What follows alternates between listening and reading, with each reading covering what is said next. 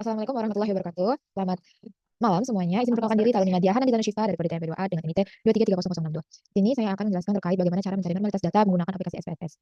Namun yang pertama, saya akan membuat cover terlebih dahulu. Jangan lupa untuk men-setting margin jadi 4333. Lalu dengan font type New Roman dan ukuran font 12. Terus statistika dan juga dengan gambarnya. Lalu kita kasih nama, jangan lupa.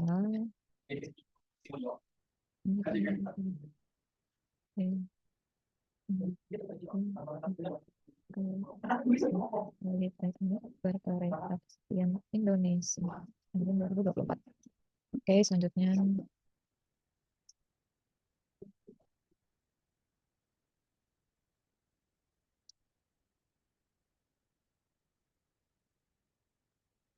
setelah itu kita copy lalu kita paste di page berikutnya. Oke, lalu kita jangan lupa kita copy data yang telah kita miliki, sampel data. Baik, di sini saya akan copy data yang telah saya miliki, yaitu ini. Di sini terdapat data 180 data. Kita copy lalu kita tempelkan di Word, di Microsoft Word yang telah kita miliki. Baik, setelah kita ambil setting, taruh di tengah, David Windows, lalu kita atur di tengah dan kita setting sedikit di bagian sininya.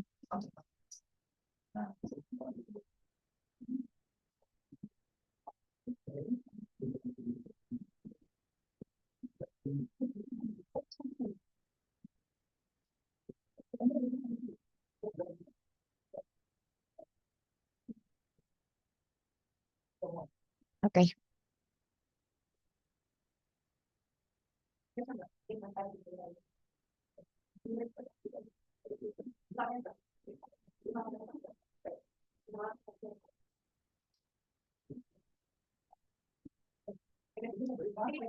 Oke, setelah itu kita buat diagram di Word. Kita menggunakan stack column, lalu kita klik OK.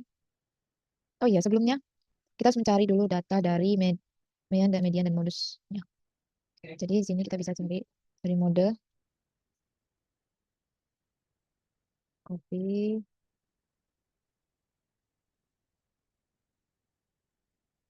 terus ada median,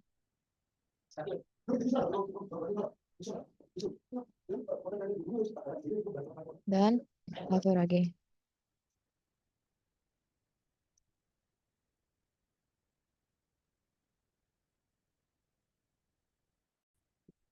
Lalu sini kita buat 3 angka di belakang koma. 3 angka, tuh, jadi 3 angka di belakang koma. Kita tekan, lalu kita beri warna.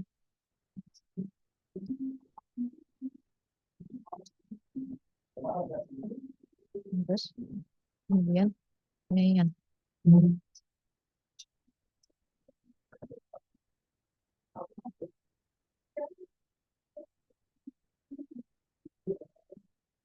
Nah, setelah itu kita pindahkan juga data ini ke Word. Namun sebelum itu kita bisa membuat diagram terlebih dahulu menggunakan chart yang telah kita miliki di sini. Jadi untuk sini ada modus. Oke. Terus di sini ada merah, ini adalah median. Dan yang merah ini adalah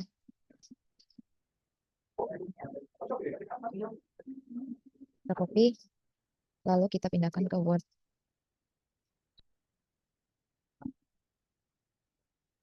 Bisa tekan sedikit. Sudah. Oh iya.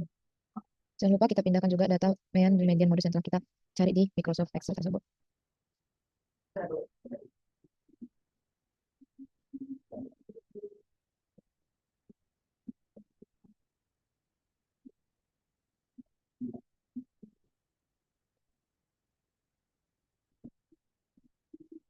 Oke. Grafik Excel. Oke.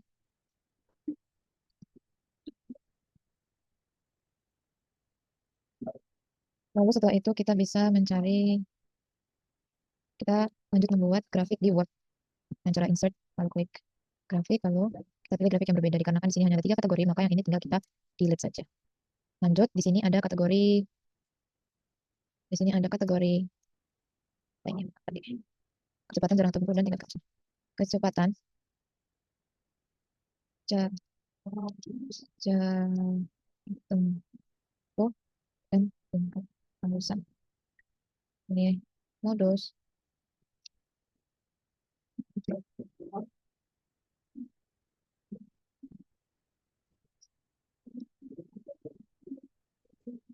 Tujuh koma lima, 7,5, 5, 7,5,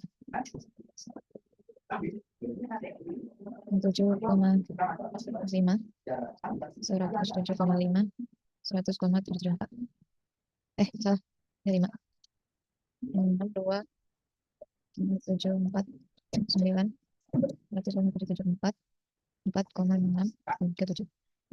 107,5.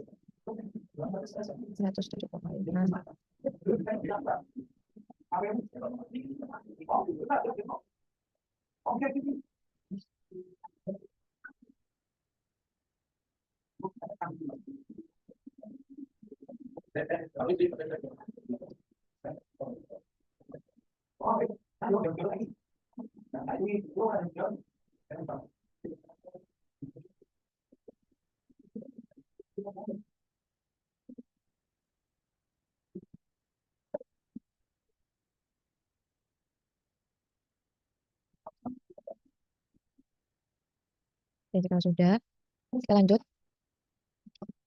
untuk mencari data dari description statistik dengan landscape model. Baik, di sini kita harus mengcopy paste dulu data ke dataset.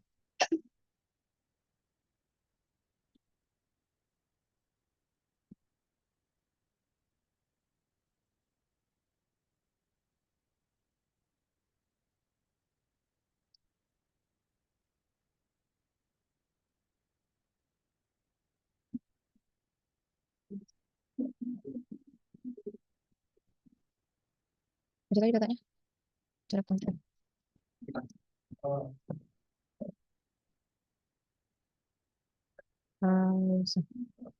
Oke.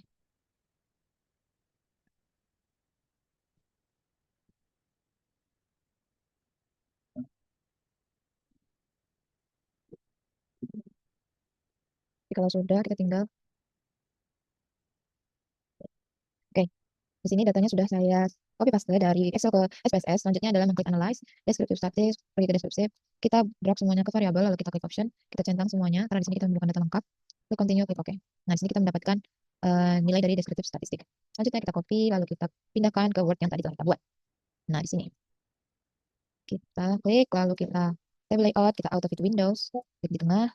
Jangan lupa kita beri garis keseluruhannya. Sudah, lalu untuk fontnya jangan lupa Times New Roman dan fontnya 12. Oke, tinggal kita edit untuk yang ini, tinggal bisa kita ubah, kita hapus karena tidak perlu. Terus statistik kita buang. Ini kita ganti Value. Ini kita ganti SE. Kita hapus, kita ganti Value. SE, Value. Kita ganti SE. Selanjutnya kita edit di merge cell. Kita ganti SD. Oke, setelah itu tinggal kita berikan jarak di antara tabel ini.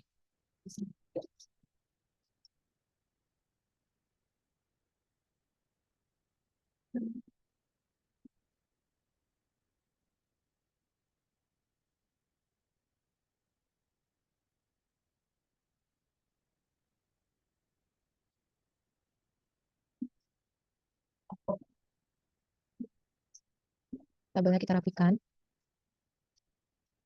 Sampai ada yang tidak rapi.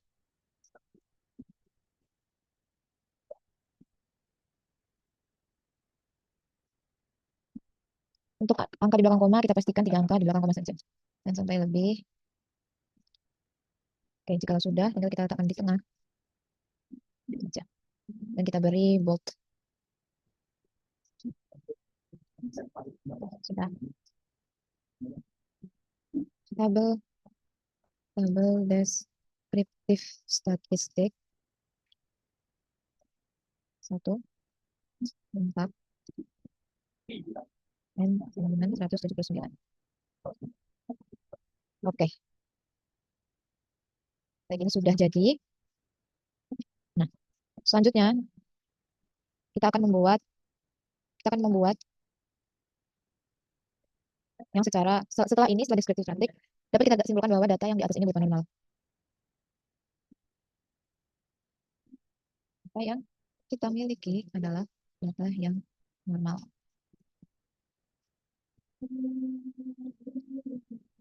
Oke, sudah. Setelah itu, selanjutnya adalah kita mencari nilai selanjutnya, yaitu korelasi. Dengan cara kita klik analyze, kita klik compare means, klik one sample t-test, lalu kita drag semuanya ke sini. Pastikan confidence interval percentage-nya itu 95%, klik OK. Nah, di sini terdapat nilai one sample test-nya. Nah, selanjutnya kita klik copy, lalu kita pindahkan ke Word yang sebelumnya. Kita buat tabel data uji korelasi one sample t-test dengan N 179. Oke, kita copy, lalu tinggal kita edit di tabel layout. Jangan lupa kita tabel semuanya dan kita auto fit window. Untuk fontnya Times New Roman dan 12. Setelah itu tinggal kita sesuaikan saja. Untuk ukurannya itu jaraknya adalah 1. Setelah itu kita sesuaikan.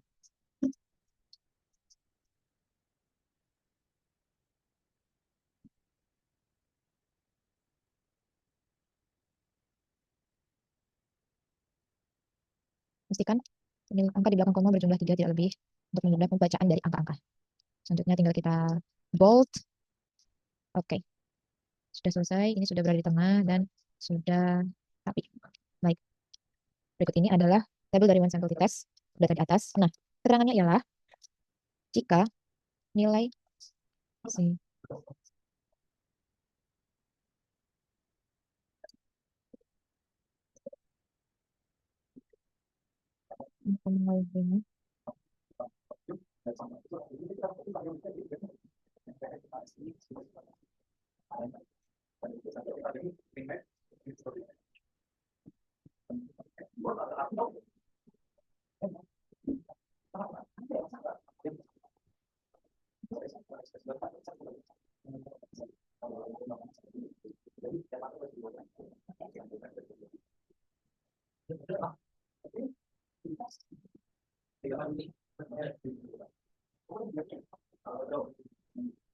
Nah, di sini terdapat keterangannya. Nah, bisa kita lihat dari sign totalnya itu bahwa di sini kurang dari 0,05, maka dapat disimpulkan dari keterangan di atas bahwa nilai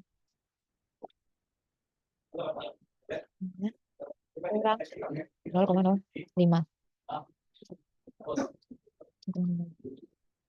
Maka terdapat perbedaan yang nyata antara kecepatan, jarak tempuh, dan tingkat keausan. Nah, berikutlah kesimpulan dari nilai one sample t-testnya. Selanjutnya adalah nilai regresi. Di sini kita telah memiliki data yang tadi, langsung saja kita menuju ke analyze, klik regresi, klik linear. Nah, di sini tingkat keausan kita pindahkan ke dependent dan jarak tempuh serta kecepatan kita pindahkan ke independent. Lalu kita klik statistik, kita klik option, kita klik OK, lalu di sini kita ambil nilai yang kita bisa melihat di nilai. Nah, di sini kita sudah mendapatkan hasil dari regresi linear untuk data yang telah kita miliki sebelumnya.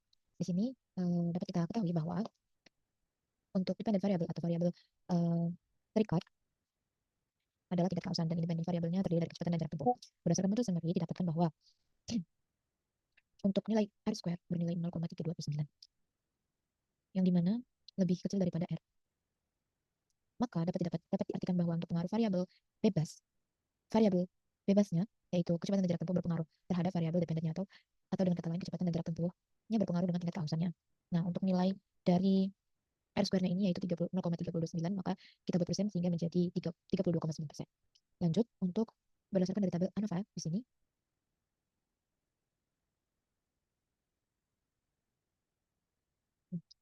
Berdasarkan dari nilai koefisien di sini, kita dapat melihat dari tabel sign, ya, untuk keseluruhannya itu mengandung 0,00.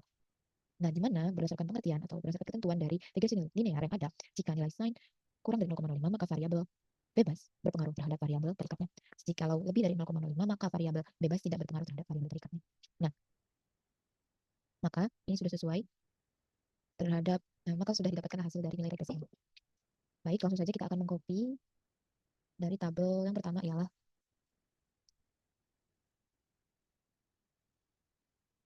model summary. Kita copy ke Word yang telah kita miliki. Nah, ini sudah kita copy paste. Lalu yang kedua, kita copy paste yang ANOVA. Kita copy paste ke Word. Nah, ini adalah tabel yang selanjutnya.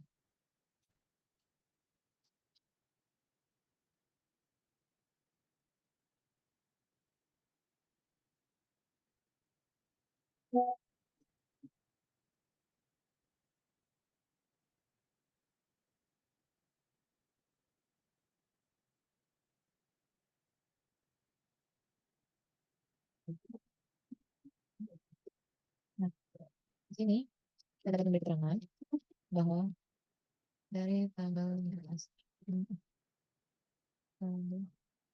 menunjukkan nilai F sama dengan 43,4 dengan tingkat besar 0,00 lebih kecil dari 0,05.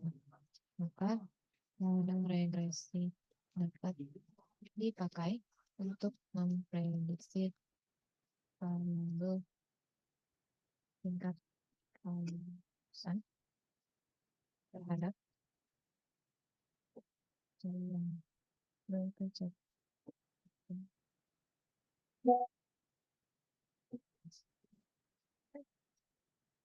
Sini sudah kita peroleh untuk nilai tabel regresi linear dengan N sama dengan 179 data. Oke, sudah selesai. Selanjutnya kita akan membuat data ini ke dalam bentuk land portrait. Gimana caranya? Dengan cara kita klik insert, maksudnya layout, next page, orientation. Salah, orientation itu portrait. Oke.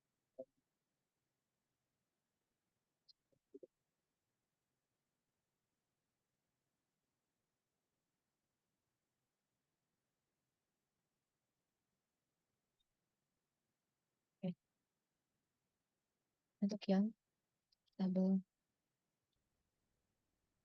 subscript, nah, kita bisa membuat secara singkat. Caranya cukup dengan menghapus beberapa data, beberapa kolom yang membuat karena tidak perlu. Kita hapus dulu kolom ini. Kita hapus untuk ini karena ini sudah ada. Kita hapus, semua kita hapus.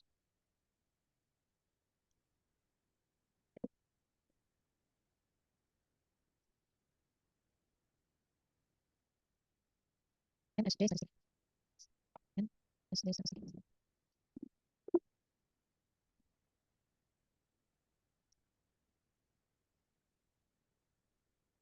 Ini untuk yang singkat. Lanjut. Lalu data relasi.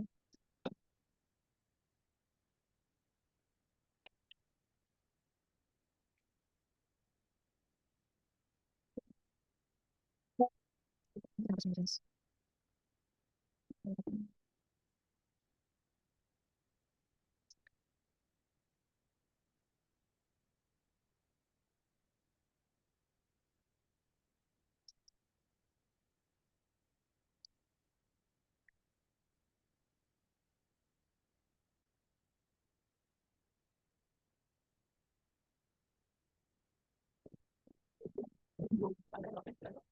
Baik, ini bukan sebatas yang singkat. Lalu kita lanjutkan dengan tabel regresi ini.